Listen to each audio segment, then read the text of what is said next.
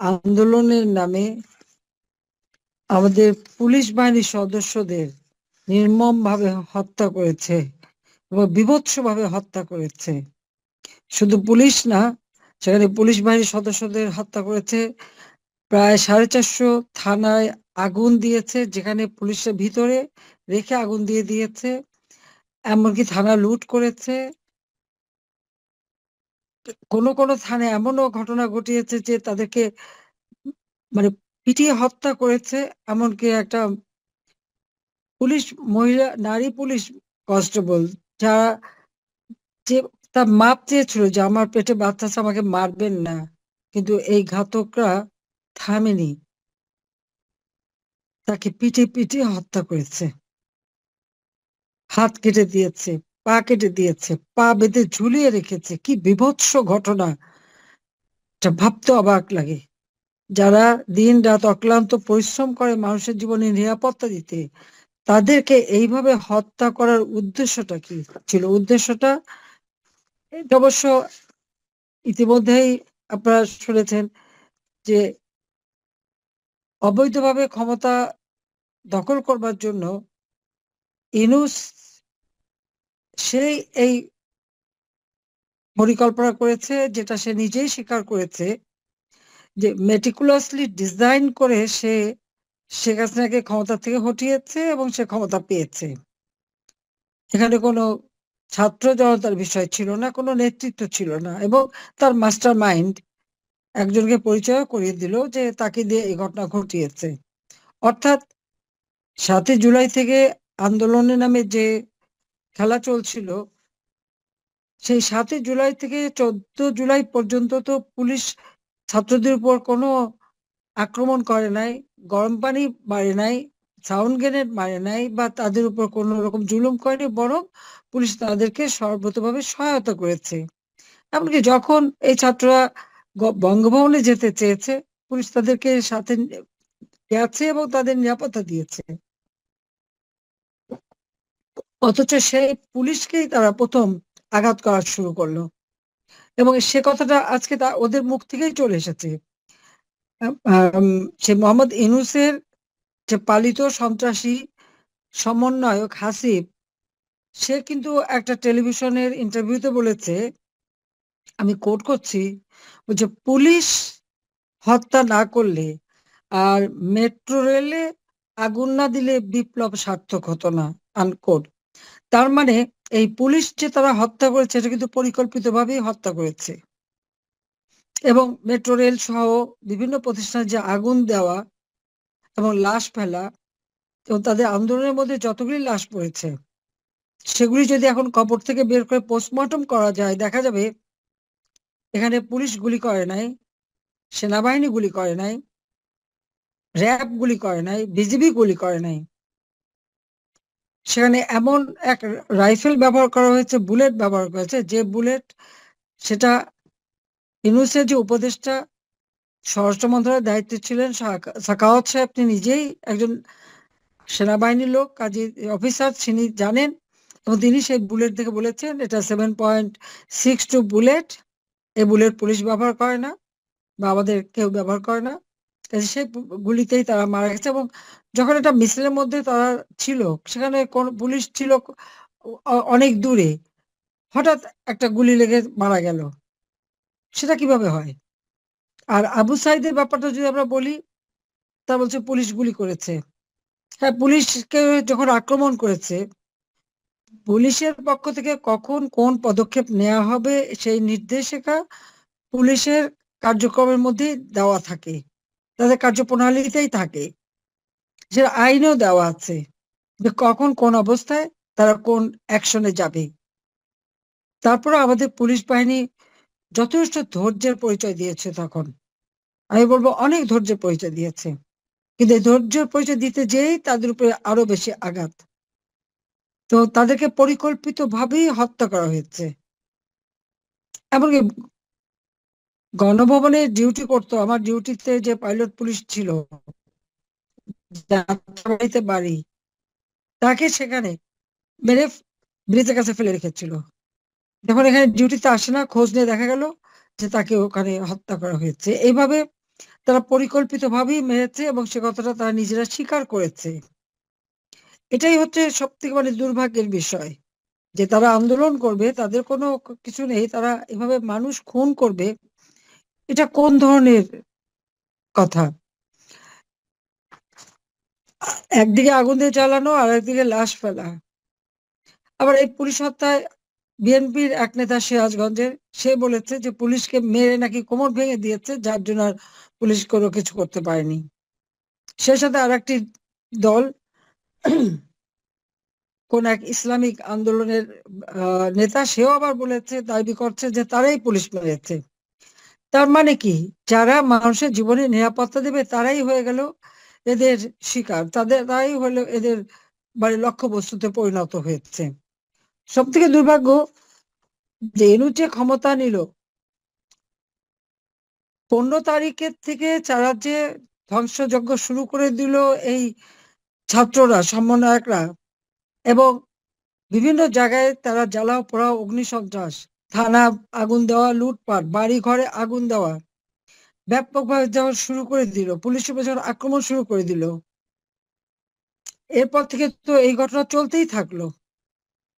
আর কি দুর্ভাগ্যের বিষয় যে যে পুলিশগুলিকে হত্যা করলো, আমাদের অগণিত আওয়ামী লীগ নেতা কর্মীকে হত্যা করেছে, 14 দলের নেতা, সাংবাদিক, সাংস্কৃতিক কর্মী, আইনজীবী, সব শ্রেণী পেশার মানুষের উপরেই তারা হামলা করেছে এবং হত্যা করেছে।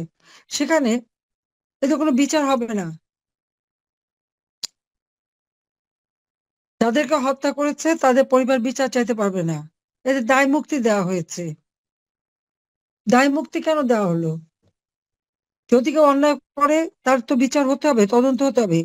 যখন 6 জন মারা গেল, আমি তখন বিচার বিভাগীয় তদন্ত কমিটি করে দিলাম এবং সেই তদন্ত কমিটি কিন্তু কাজও শুরু করলো। কিন্তু ইউনূস ক্ষমতা আসার পরে সে তদন্ত কমিটির কাজ বন্ধ করে দিল। কিন্তু সে ক্ষমতায় এসে কি বললো? এই 8ই আগস্ট ইউনূস বক্তব্য দিয়েছে যে আমি আমি কোট করছি, সে বলেছে, আমি সকলকে শান্ত থাকতে বলেছি, ভায়োলেন্স আমাদের এনিমি, ছাত্রদের, রাজনীতিবিদদের সবাইকে শান্ত থাকতে বলেছি, আনকোট। তার মানে উনি সবাইকে শান্ত থাকতে বলেন আর এদিকে তারা খুন খারাপি অব্যাহত রেখে যায়। 14 জুলাই থেকে 8ই আগস্ট পর্যন্ত হত্যাকাণ্ড ঘটেছে, সে একবার বলল যে এই হত্যাকাণ্ডের সঙ্গে যারা জড়িত তাদের বিচার হবে, সে কথা কিন্তু সে বলে নাই। উনি খুব ভালো মানুষ সেজে সকলকে বেশ সবক দিলেন, শান্ত থাকতে বলেছি। উনি শান্ত থাকতে বলেন আর তার এই সন্ত্রাসী গ্রুপ হত্যাকাণ্ড চালিয়ে যায়। 15ই জুলাই থেকে যারা এই সমস্ত ঘটনা ঘটালো তাদের যে বিচার করা হবে সে কথা কিন্তু সে একবারও বলে নাই। অথচ আবার 8ই অক্টোবর 2024 সে কি বললো? বললো যে হত্যা ও মব জাস্টিস থামাতে পারা যাবে না। কেন থামাতে পারবেন না? যখন ক্ষমতা নিয়েছেন তখন অবশ্যই এই ধরনের অবিচার, অন্যায় বা কেউ যদি আইন হাতে তুলে নেয় তাদের থামানোর দায়িত্ব তো আপনার। অবশ্য উনি আবার এটাও বলছিলেন যে উনি রাষ্ট্র চালাতে ব্যর্থ, উনি তার কোনো অভিজ্ঞতা নাই, তিনি রাষ্ট্র চালাতে পারেন না। সে কথাটা তিনি অনেক আগেই বলেছিলেন। তো আমার কথা হচ্ছে যে যারা এক একটা কথা বলবে, নিজের ব্যর্থতা নিজেই স্বীকার করেছে যে তার দেশ চালাবার যোগ্যতা নাই, তাহলে সে ক্ষমতা আঁকড়ে ধরে রাখার জন্য মানুষ খুন করছে কেন? একটার পর একটা প্রতিষ্ঠান ধ্বংস করছে কেন? আগুন দিচ্ছে কেন? এই ছেলে মেয়েদের ব্যবহার করে তাদেরকে দিয়ে এই ধরনের অপরাধী কাজ করাচ্ছে কিসের জন্য? আইন এদের হাতে তুলে নিতে চাচ্ছে কেন? এখানে চিফ জাস্টিসের বাড়ি, উচ্চ আদালত থেকে শুরু করে নির্বাচন কমিশন, মানবাধিকার কমিশন, পাবলিক সার্ভিস কমিশন, এমন কোনো জায়গা নেই এরা সেখানে এই সন্ত্রাসী কর্মকাণ্ড না ঘটেছে আর তাদেরকে পদত্যাগে বাধ্য করেছে। এটা কি করে হয় যে একটা বিচার বিভাগের উপরে ছাত্র নামধারীরা যে হামলা করবে আর প্রধান বিচারপতি সহ বিচারপতিদের পদত্যাগ করতে বাধ্য করে নতুন ভাবে করবে, এটা কি ধরনের কাজ?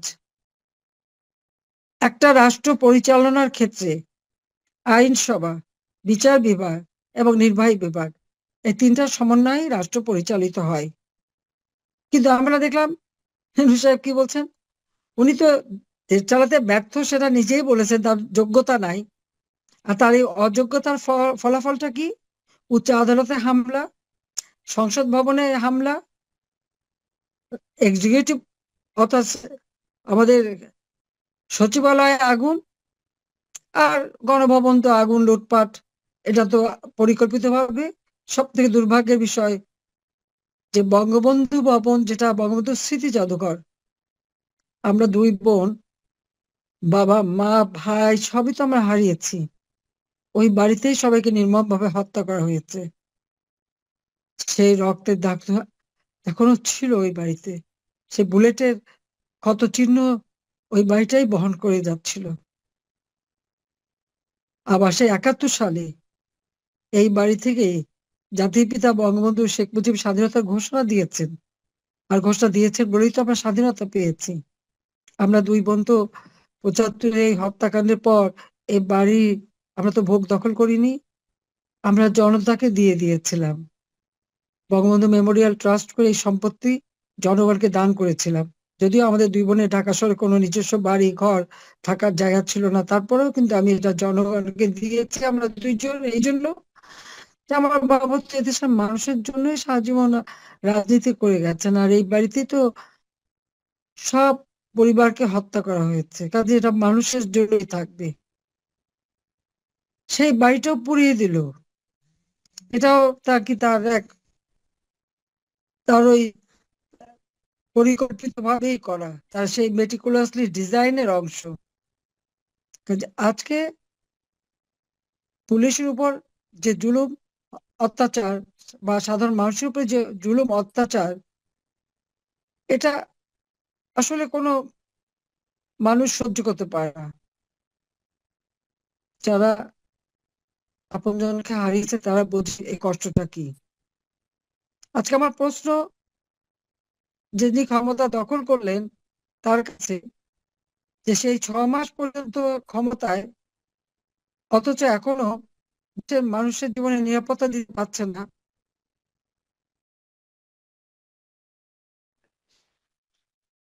জি, মাননীয় নেত্রীর ওইখানে থেকেই সমস্যাটা হয়েছিল। উনি জি টেক টিম, তিনি আবার যুক্ত হচ্ছেন। আপনাকে দেখতে পাচ্ছি আবার স্ক্রিনে। আপনি হ্যাঁ, শোনা যাচ্ছে? জি আমি তো তোমাদের শোনা আওয়াজ যাচ্ছে। জি পাচ্ছি জি না। জি শোনা যাচ্ছে। আমি তো আপনার বক্তব্যের অপেক্ষায়। জি হ্যাঁ, তোমাদের আওয়াজ পাচ্ছি না।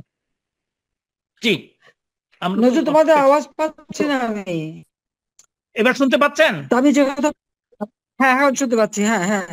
জি জি আমি জি তাড়াতাড়ি শেষ করি, মানে ঝামেলা করে। তা আমার এটাই কথা যে আজকে 6 মাসের উপরে হয়ে গেল ক্ষমতা দখল করে। এখন যদি সে আইন শৃঙ্খলা নিয়ন্ত্রণ করতে না পারে, এই মব জাস্টিস বন্ধ করতে না পারে, উল্টা আরো মানুষকে হয়রানি, অত্যাচার, নির্যাতন, এই তারপরে আবার এখন শুরু হচ্ছে কি, অপারেশন ডেভিল হান্ট। কে ডেভিল? কাকে খুঁজছে সে? যারা পুলিশকে হত্যা করে, আওয়ামী লীগ নেতাকর্মী হত্যা করে, ছেলেকে না পেলে মাকে হত্যা করে, মাকে গ্রেপ্তার করে, ছোট 10 বছরের বাচ্চার সামনে এবং 3-4 বছরের বাচ্চার সামনে যে বাড়ির মধ্যে তাণ্ডব করে। এমনকি পুলিশ ডিউটি করতে পারে না, তাদের চেকিং করে তারা। এই ক্ষমতা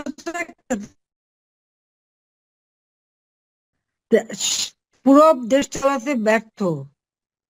তো এই ব্যর্থতার বোঝাটা টানবে আজকে দেশটাকে অর্থনৈতিক ভাবে ধ্বংস করছে। মানুষের আইন শৃঙ্খলার পরিস্থিতি সব থেকে খারাপ, মানুষ জীবনে কোনো নিরাপত্তা নাই। আমরা যে বাজেট দিয়ে এসছি, বয়স্ক ভাতা, বিধবা ভাতা থেকে শুরু করে সবকিছু বন্ধ। এমনকি আশ্রম প্রকল্পের ঘরগুলি ভেঙে দিচ্ছে। এই অবস্থা, চরম অরাজকতা দেশে চলছে, মানুষের কোনো নিরাপত্তা নাই। আর আপা এবার বলুন, জাসমিন সুলতানা। হ্যাঁ, আসসালামু আলাইকুম, ভালো আছেন? আমি আছি, আপনি কেমন আছেন জিজ্ঞেস করে তো কষ্ট দেব না, আমি জানি খুব কষ্টই আছেন। কেমন থাকবো, আমাদের তো সব শেষ। যে ভাবে মারলো আর যা করলো এটা মানে ভাষায় বর্ণনা করা যায় না। আমি খালি এটুকু বলতে পারি, আমরা দুই বোনও তো বাপ মা সব হারাইছি, কাজে আমাদের আপনাদের কষ্টটা আমরা বুঝি। আপনি কিছু বলেন, আপনার কয় ছেলে মেয়ে? আমার 2 ছেলে 1 মেয়ে। 2 আচ্ছা, ছেলে। কোথায় তারা? আপনি এখানে আপনার সাথে হ্যাঁ, আছেন? আমাদের সাথে। কই হ্যাঁ, দেখেন, এখানে আমি আছে। দেখি। আসো আসো, তোমরা আসো। আচ্ছা, তোমরা আসো বাবারা, বাবা আসো। কই? আসসালাম দেখো। কাছে আসো, আমি সারা দেখি। দেখো। সারা। সারা আসো। এই যে এখন তো আসসালামু আলাইকুম। জি, ওয়ালাইকুম আসসালাম। আমি দেখতেছি আপনাদেরকে। ও ছোট্ট মেয়ে। হ্যাঁ, মেয়েটা ছোট, সবার ছোট হয়েছে মেয়েটা। সবার ছোট, মেয়েটা তো বাবার হ্যাঁ। জন্য অনেক কাঁদে। ইস, এক আদরের মেয়ে ছিল, ওই যাওয়ার সময় খাওয়াই গেছে, আর বাড়িতে ফিরে আসতে পারে। এরা যেভাবে মারছে, ওনাদের আমরা সর্বহারা সবকিছু।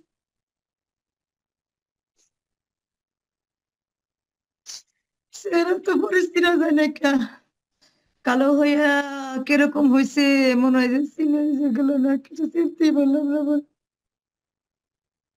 মানুষের ভাবে জীবন হত্যা করে না। এখন তো আমাদের কেউ নেই, আমাদের কেউ জিজ্ঞাসা করতে আসলো না।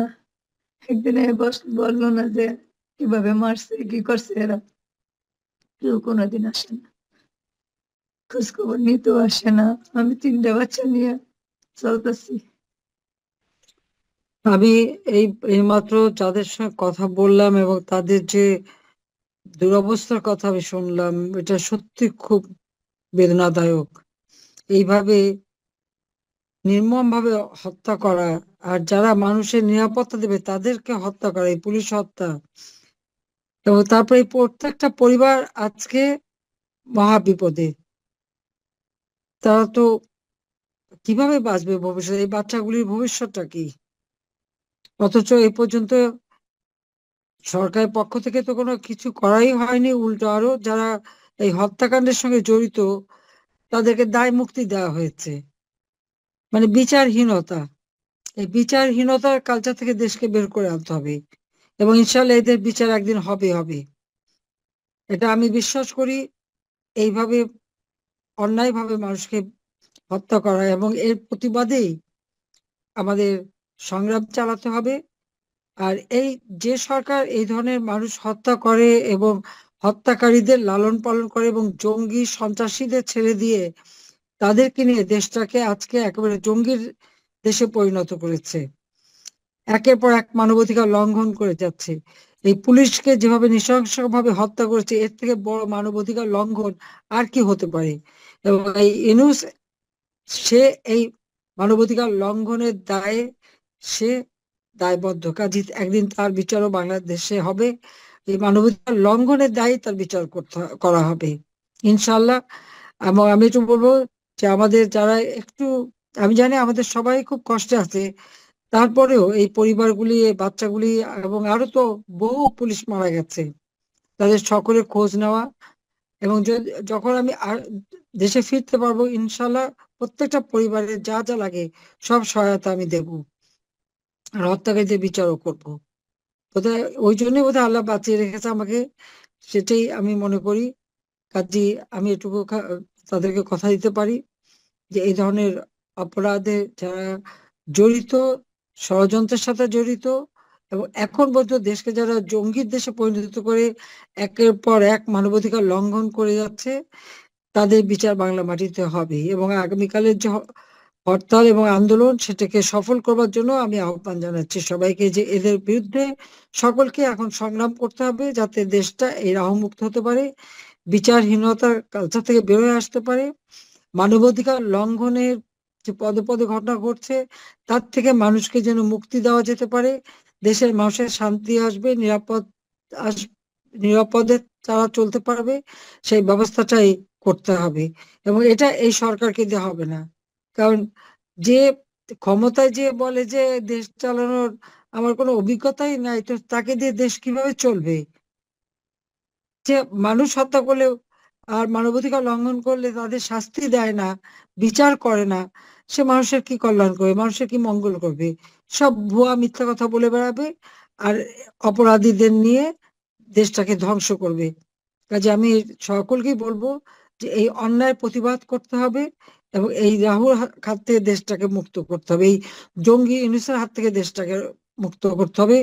বাংলাদেশের জঙ্গিবাদ চলবে না, এইভাবে মানুষ হত্যা, পিটিয়ে হত্যা, এই জঘন্য ঘটনা যারা ঘটিয়েছে তাদের আমি তীব্র ভাষায় নিন্দা জানাই।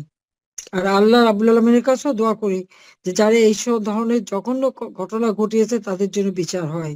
সবাই ভালো থাকেন, সুস্থ থাকেন। জয় বাংলা, জয় বঙ্গবন্ধু। আমি সবাইকেই আহ আসলে আজকের দিনটা সকলের সাথে, যাদের সাথে আমি কথা বলতে চাচ্ছি, আমার সত্যি খুবই কষ্ট লাগছে। স্বজন হারাবার বেদনা যে কি কষ্টের, তা বোধহয় আমার থেকে আর কেউ বুঝতে পারবে না। যারা আপনার আপনজন হারায় তাদেরকে বুঝি। আজকে আমি এখানে কথা বলার সুযোগ পাচ্ছি, যারা সেই মব জাস্টিসের নামে বা আন্দোলনের নামে আমাদের পুলিশ বাহিনীর সদস্যদের নির্মমভাবে হত্যা করেছে এবং বীভৎসভাবে হত্যা করেছে। শুধু পুলিশ না, সেখানে পুলিশ বাহিনীর সদস্যদের হত্যা করেছে, প্রায় 450 থানায় আগুন দিয়েছে, যেখানে পুলিশের ভিতরে রেখে আগুন দিয়ে দিয়েছে, এমনকি থানা লুট করেছে। কোন কোন থানায় এমনও ঘটনা ঘটিয়েছে যে তাদেরকে মানে পিটিয়ে হত্যা করেছে। এমনকি একটা পুলিশ মহিলা, নারী পুলিশ কনস্টেবল, যারা যে তার মাপ চেয়েছিল যে আমার পেটে বাচ্চা আছে, আমাকে মারবেন না, কিন্তু এই ঘাতকরা থামেনি, তাকে পিটিয়ে পিটিয়ে হত্যা করেছে। হাত কেটে দিয়েছে, পা কেটে দিয়েছে, পা বেঁধে ঝুলিয়ে রেখেছে। কি বীভৎস ঘটনা, এটা ভাবতে অবাক লাগে। যারা দিন রাত অক্লান্ত পরিশ্রম করে মানুষের জীবনে নিরাপত্তা দিতে, তাদেরকে এইভাবে হত্যা করার উদ্দেশ্যটা কি ছিল? উদ্দেশ্যটা এটা অবশ্য ইতিমধ্যেই আপনারা শুনেছেন যে অবৈধভাবে ক্ষমতা দখল করবার জন্য ইউনূস সেই এই পরিকল্পনা করেছে, যেটা সে নিজেই স্বীকার করেছে, যে মেটিকুলাসলি ডিজাইন করে সে শেখ হাসিনাকে ক্ষমতা থেকে হটিয়েছে এবং সে ক্ষমতা পেয়েছে। এখানে কোনো ছাত্র জনতার বিষয় ছিল না, কোনো নেতৃত্ব ছিল না, এবং তার মাস্টার মাইন্ড একজনকে পরিচয় করিয়ে দিল যে তাকে দিয়ে এই ঘটনা ঘটিয়েছে।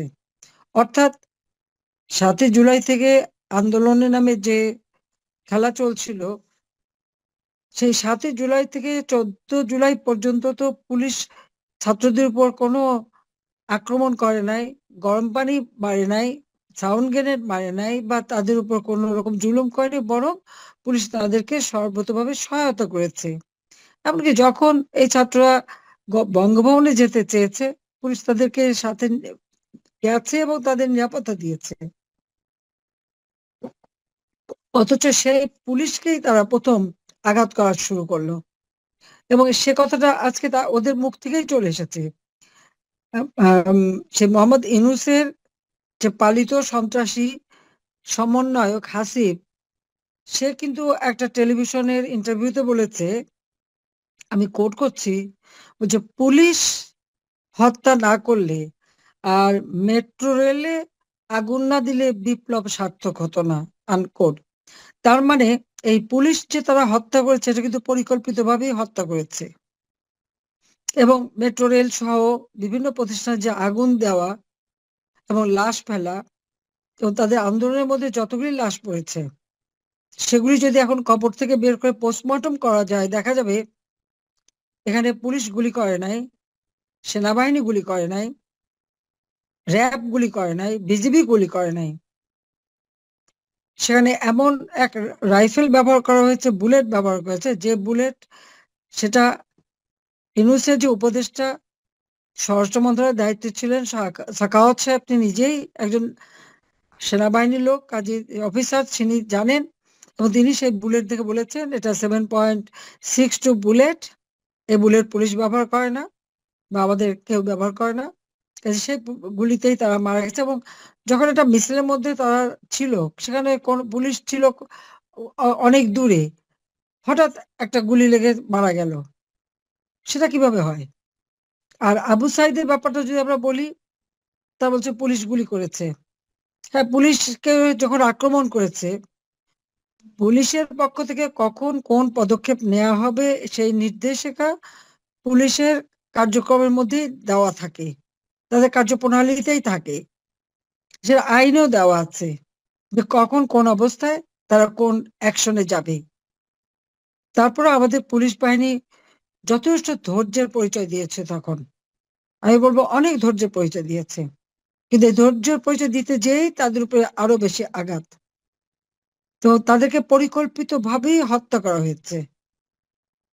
এমনকি গণভবনে ডিউটি করতো, আমার ডিউটিতে যে পাইলট পুলিশ ছিল, যাত্রাবাড়িতে বাড়ি, তাকে সেখানে মেরে ব্রিজের কাছে ফেলে রেখেছিল। যখন এখানে ডিউটিতে আসে না, খোঁজ নিয়ে দেখা গেল যে তাকে ওখানে হত্যা করা হয়েছে। এইভাবে তারা পরিকল্পিতভাবেই মেরেছে এবং সে কথাটা তারা নিজেরা স্বীকার করেছে। এটাই হচ্ছে সব থেকে দুর্ভাগ্যের বিষয়, যে তারা আন্দোলন করবে, তাদের কোনো কিছু নেই, তারা এভাবে মানুষ খুন করবে, এটা কোন ধরনের কথা? একদিকে আগুন দিয়ে জ্বালানো আর একদিকে লাশ ফেলা। আবার এই পুলিশ হত্যায় বিএনপির এক নেতা সিরাজগঞ্জের, সে বলেছে যে পুলিশকে মেরে নাকি কোমর ভেঙে দিয়েছে, যার জন্য আর পুলিশ কোনো কিছু করতে পারেনি। সে সাথে আর একটি দল, কোন এক ইসলামিক আন্দোলনের নেতা, সেও আবার বলেছে, দাবি করছে যে তারাই পুলিশ মেরেছে। তার মানে কি, যারা মানুষের জীবনে নিরাপত্তা দেবে তারাই হয়ে গেল এদের শিকার, তারাই হলো এদের লক্ষ্যবস্তুতে পরিণত হয়েছে। সব থেকে দুর্ভাগ্য যে ইউনূস যে ক্ষমতা নিল, 15 তারিখের থেকে যারা যে ধ্বংসযজ্ঞ শুরু করে দিল এই ছাত্ররা, সমন্বয়করা, এবং বিভিন্ন জায়গায় তারা জ্বালাও পোড়াও, অগ্নিসন্ত্রাস, থানা আগুন দেওয়া, লুটপাট, বাড়ি ঘরে আগুন দেওয়া, ব্যাপকভাবে যখন শুরু করে দিল, পুলিশের উপর যখন আক্রমণ শুরু করে দিল, এরপর থেকে তো এই ঘটনা চলতেই থাকলো। আর কি দুর্ভাগ্যের বিষয়, যে পুলিশগুলিকে হত্যা করলো, আমাদের অগণিত আওয়ামী লীগ নেতাকর্মীকে হত্যা করেছে, 14 দলের নেতা, সাংবাদিক, সাংস্কৃতিক কর্মী, আইনজীবী, সব শ্রেণী পেশার মানুষের উপরেই তারা হামলা করেছে এবং হত্যা করেছে। সেখানে এতে কোনো বিচার হবে না। যাদেরকে হত্যা করেছে তাদের পরিবার বিচার চাইতে পারবে না, এদের দায় মুক্তি দেওয়া হয়েছে। দায় মুক্তি কেন দেওয়া হলো? যদি কেউ অন্যায় করে তার তো বিচার হতে হবে, তদন্ত হতে হবে। যখন 6 জন মারা গেল, আমি তখন বিচার বিভাগীয় তদন্ত কমিটি করে দিলাম, এবং সেই তদন্ত কমিটি কিন্তু কাজও শুরু করলো। কিন্তু ইউনূস ক্ষমতা আসার পরে সে তদন্ত কমিটির কাজ বন্ধ করে দিল। কিন্তু সে ক্ষমতায় এসে কি বললো, এই 8ই আগস্ট ইউনূস বক্তব্য দিয়েছে যে আমি আমি কোট করছি, সে বলেছে আমি সকলকে শান্ত থাকতে বলেছি, ভায়োলেন্স আমাদের এনিমি, ছাত্রদের, রাজনীতিবিদদের সবাইকে শান্ত থাকতে বলেছি, আনকোট। তার মানে উনি সবাইকে শান্ত থাকতে বলেন, আর এদিকে তারা খুন খারাপি অব্যাহত রেখে যায়। 14 জুলাই থেকে 8 আগস্ট পর্যন্ত হত্যাকাণ্ড ঘটেছে, সে একবার বলল যে এই হত্যাকাণ্ডের সঙ্গে যারা জড়িত তাদের বিচার হবে, সে কথা কিন্তু সে বলে নাই। উনি খুব ভালো মানুষ হিসেবে সকলকে বেশ সবক দিলেন, শান্ত থাকতে বলেছি। উনি শান্ত থাকতে বলেন আর তার এই সন্ত্রাসী গ্রুপ হত্যাকাণ্ড চালিয়ে যায়। 15ই জুলাই থেকে যারা এই সমস্ত ঘটনা ঘটালো, তাদের যে বিচার করা হবে সে কথা কিন্তু সে একবারও বলে নাই।